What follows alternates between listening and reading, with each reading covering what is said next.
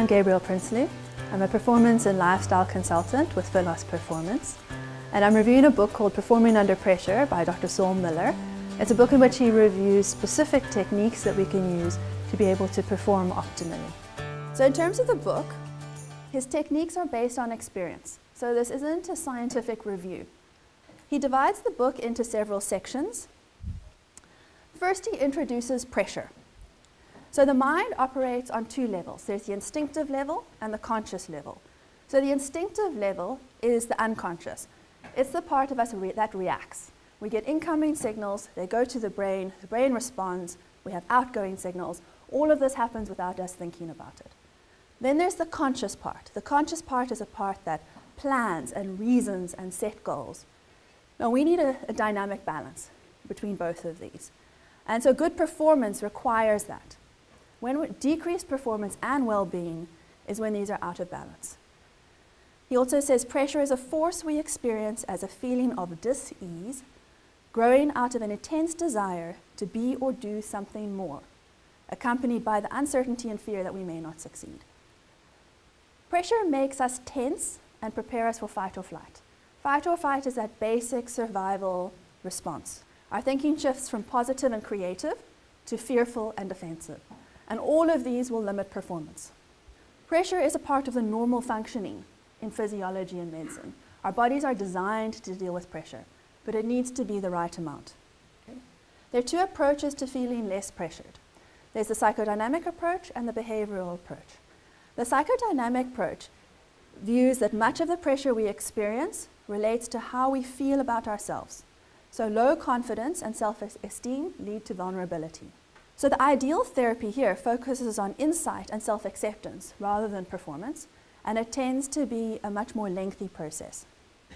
The behavioral approach addresses the specific behaviors involved in experiencing pressure. So here this includes training to release tension, change feelings, refocus on thoughts and images that enhance performance, and create effective pressure-reducing routines. So the first section of the book is looking at winning programs. And this is a section about creating and running positive mental programs. It discusses thoughts and images that enhance performance and make us less vulnerable to pressure. If what you're tuned into doesn't empower you or give you the edge, then change what you're tuned into. We can only focus on one program at a time, and we're in control. So if what we're focusing on doesn't empower us, then we need to learn how to change to focus on what does empower us. So there are two components to the winning programs. The first is power thoughts. So we tend to think 50 to 60,000 thoughts a day. And 2/3 of the thinking of most people is critical and limiting, especially when we're feeling stressed. And as soon as we feel this, we tend to contract, become tense and anxious. But for consistent high-level performance, we need positive, empowering thoughts. So focusing on problems is exhausting and stressful, while focusing on opportunities is stimulating and enhances performance. So how do we use these power thoughts? Explore who you are as a performer and who you are as a human being. So to identify your power thoughts for performing, he would give the statement, when I play, perform at my best, I. And then one needs to fill in 8 to 10 things that you do or feel to achieve what you want to achieve. Repetition is essential, because repetition is what builds strength. So one would repeat these statements often, especially when the mind wanders, and one would also repeat them before a competition or some kind of challenge. And then he also mentions love as a concept. When we love something, we move towards it with more energy, power, and enthusiasm. So instead of thinking, I've got to, because that creates anxiety and pressure and fear, one thinks, I love to do this, because that creates a sense of ease and power and facilitates performance. So then he looks at high-performance imagery. So these are images that one uses to guide us. So there are 3 kinds of imagery that will help people excel. There's goal imagery, mental rehearsal, and identity or stimulating images. A goal image is a clear image of something you commit yourself to achieve. It's the goal. It's the target and the driver. Mental rehearsal is the process of rehearsing in your mind the specific behaviors and feelings you want to manifest. And this typically relates to performance power thoughts. Start by excelling at something that we can do or are comfortable with. Then start pushing. If we set the goals too high, then we set ourselves up for failure. Create winning movies. So in our planning of what we're going to do, create a dynamic movie where you're the star. Use all your senses. Most people are visual, so we would tend to visualize what we would want to achieve. Then the last section is called stimulating or identity images. These are images that evoke feelings or qualities that you want to bring to the moment. So focusing on these images heightens certain performance elements and boosts confidence, particularly under pressure. So 3 guidelines would be: choose something with which you want to identify. So it could be an animal, it could be a person, or it could be an object. Keep the focal images brief and enrich the images with feeling. Okay, so section 2 helps us to switch. Because what happens is we get more of what we think about. And having positive thoughts and images leads to the positive outcomes. But the problem is that sometimes under pressure we get nervous and we kind of get stuck. We tense up and we contract. So changing channels is really about changing from that TV channel of anxious, limiting thoughts to the positive channel. And so you can tell someone to relax. It's like, stop stressing, relax. But really, often that isn't enough. One gets stuck in that downward cycle, and one needs to have some technique to be able to break the cycle and switch to positive. So breaking the cycle involves learning to recognize those anxious feelings and then being able to transform them into feelings of confidence, power, and ease. There's a natural tendency for us to contract and to contract muscles. Now each person responds differently, has a different pattern of contraction. So some people who will tend to flight will contract like this, whereas other people who have a tendency to fight are more likely to contract like this. So it's very different, and we need to learn about ourselves. Each thought we have is expressed in our physical bodies and in our breathing. So fear, worry, negativity all cause contraction, tension, limitation. Confidence and competence cause inspiration and expansion and relaxation. Okay, now we move on to one of my favorite sections, conscious breathing.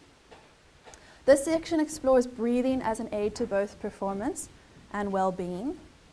Breathing is used to enhance performance. It's also used to bring balance. There are 3 breathing keys: rhythm, inspiration, and continuity. And these are all important to maximizing performance. So when we tune into the rhythm of our breath, this regulates our emotions, prevents disease, increases performance. He identifies what he calls the power point, which is the focal point. The power point is the point at which our inhalation becomes our exhalation, and the exhalation becomes the inhalation. So that's the point that he directs us to focus on when we're breathing. Many people don't believe they have enough time, opportunity, talent, money. This sense of limitation shapes our thoughts and feelings. So the feeling that there is a limit, a time limit, creates pressure and rush. And this will ultimately lead to stress and disease. The second key is inspiration.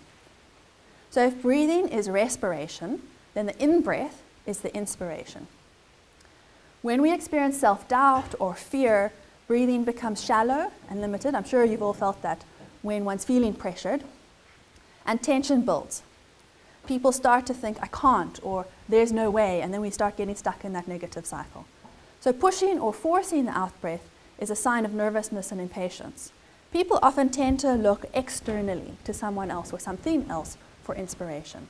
But he directs one to look internally to the inspiration, breathing in energy and focusing on the positive. Then the third key is continuity. So he says that the breath can be likened to either a wave, the continuous, powerful flowing of the wave, or a wheel, an endlessly rotating wheel. He also recommends using what he calls a power break. So that would be 5 to 10 minutes every day. Well, actually he says during season. So for an athlete, and this is a very important distinction between athletes and business people, an athlete will have a season during which they perform. A business person's season is all year round. And it's really important to remember that when we're looking at our performance. So for a business person, have that power break every single day. And he recommends a minimum of 5 minutes of conscious breathing every day. Then the last section that he looks at explores 3 areas that relate to personality and lifestyle. So the personality, this is where the psychodynamic part, everything we've done so far has been behavioral intervention. Now we're starting to look at psychodynamic. And the 3 components that he looks at are winning attitude, personality characteristics, and lifestyle. A winning attitude he defines as a way of thinking, feeling, and acting that predisposes us to success. And interestingly, both sports and business look for a combination of attitude and skill. Sometimes, particularly in sport, one might not choose the person who's the most skilled. One could choose the right combination of skill and attitude. So there are many different qualities that will contribute to a performing under pressure attitude. So motivation. Healthy people possess a natural desire to excel. A positive driver that facilitates performance. Commitment. Commitment is the willingness to do what is necessary to get the job done and achieve your goals. One uses a positive situation to build confidence and a negative one to improve yourself. And then confidence. Confidence is knowing and feeling that I can. It enhances performance and strengthens resistance to pressure. Mental toughness is a process of releasing, breathing easily, tuning out distraction, and refocusing on thoughts, images, words, and feelings that give you power. And then positive identity. People with a positive identity tend not to judge themselves negatively. Rather, they use experience to improve their performance. So everyone has their optimal performing under pressure range. So here you'll see the graph with performance on the one axis and emotional arousal on the horizontal axis. And you'll see that there is a point where there's optimal arousal for performance. Too little arousal decreases performance. Too much arousal decreases performance. But for different individuals, this curve may shift to the left or to the right. He looks at several factors that contribute to how we react to pressure and focuses a lot on introverts versus extroverts. And introverts tend to be more sensitive and affected by pressure and more easily overloaded than extroverts. They perform better if they lower their emotional arousal and stay calm. Extroverts may need more stimulation and challenge to get them into their optimal arousal zone. Extroverts may have difficulty organizing well in advance and might tend to leave things sort of to the last minute. So they tend to like to interact with people around them. Then finally, his last chapter looks at a high-performance lifestyle. He finds that when he asks workshop participants, what, if anything, could limit your continued growth and success? He finds that the overwhelming response is health. And so there are various lifestyle factors that will influence our ability to do all of these other exercises and things that we've spoken about. So diet, he recommends eating wholesome food, complex carbs, unrefined grains and vegetables and fruits, and a moderate fat and protein intake. Exercise, we need a minimum of 4 20-minute periods of accelerated movement each week. Then we move on to looking at recreation. To recreate means to renew. So regularly doing things that energize, balance, and renew us, things that we enjoy. Relaxation means to regain natural feelings of looseness and ease. It's a mind-body process that promotes health, healing, and longevity. And it can be energizing and recharging. And then in developing empowering relationships, to create relationships that are supportive, positive, and that empower you, and to avoid people who are negative, critical, and destructive. Here are his concluding comments. If there's a single concluding thought, it is that winners love and enjoy challenge and the opportunity to excel, as well as the pressure that goes with it. It's about finding that optimal pressure. Whatever you endeavor, I encourage you to acknowledge your remarkable self, empower yourself with breath and thought, embrace the challenges you face, and go for the gold with a smile.